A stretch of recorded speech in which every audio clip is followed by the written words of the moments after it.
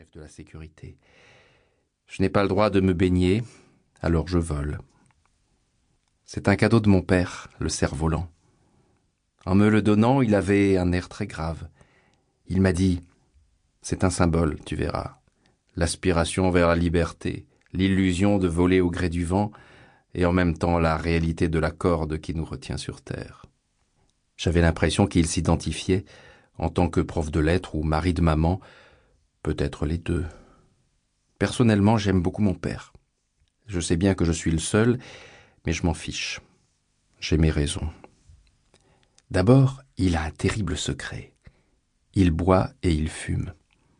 Sauf que ce n'est pas un secret, parce que la chef de l'éducation s'en est rendu compte, alors elle l'a muté dans un collège pourri à l'autre bout de la banlieue. On a dû le suivre et ma mère ne lui pardonne pas qu'on ait dégringolé comme ça dans l'échelle sociale.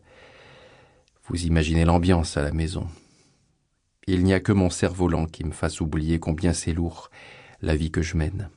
Il me reste les études, vous me direz, mais comme je suis nul, ça n'arrange rien. De toute façon, avec un père qui boit, je n'ai pas d'avenir. Il paraît que c'est héréditaire et qu'on attrape l'alcoolisme dans le ventre de sa mère. Sauf qu'il s'est mis à boire après ma naissance, mais ça ne fait rien. C'est marqué dans mon dossier scolaire et avec un truc comme ça, je n'irai jamais bien loin. C'est toujours un fils de non-buveur qui obtiendra à ma place le travail que je demande. À force d'être refusé partout, je finirai par me mettre à boire, moi aussi. Je deviendrai héréditaire et comme ça tout rentrera dans l'ordre. Je ne ferai plus mentir mon dossier. Enfin bref, ce dimanche après-midi commençait comme tous les autres, et on était bien, XR9 et moi, chacun à un bout des ficelles. Mais dans moins de 5 minutes, il allait m'arriver la chose la plus terrible du monde. J'ai la plage pour moi tout seul, à cause de la pluie et du vent force 8. Je m'éclate, les bras complètement vibrants, les mains crispées sur les manettes pour garder le contrôle. À chaque bourrasque, j'ai l'impression que XR9 va m'entraîner dans les airs avec lui, et on ne nous reverra plus. Mais je garde quand même les pieds sur terre, c'est comme ça. Il paraît que ça s'appelle la loi de la pesanteur. Un enfant qui vole, c'est sûrement illégal. À travers le brouillard de pluie qui me colle aux yeux, je devine une silhouette qui marche dans ma direction. La brume est si épaisse que je ne vois plus XR9. Je ne le repère que grâce au sifflement suraigu par lequel il réplique au vent, et c'est lui qui a le dernier mot. La silhouette approche, en boitant dans le sable avec une canne. C'est un vieux. « Ne joue pas au cerf-volant par un temps pareil, enfin! Tu vas le déchirer !» Il a crié d'une voix aigrelette. Je lui réponds bonjour parce que je suis poli, mais dans le sens de ta gueule. Je n'aime pas ces gens qui se permettent de donner des ordres à un enfant qu'ils ne connaissent pas. D'abord, je ne suis plus un enfant, je suis un pré-ado, et il me doit le respect. C'est moi qui paierai sa retraite, un jour, s'il est encore vivant.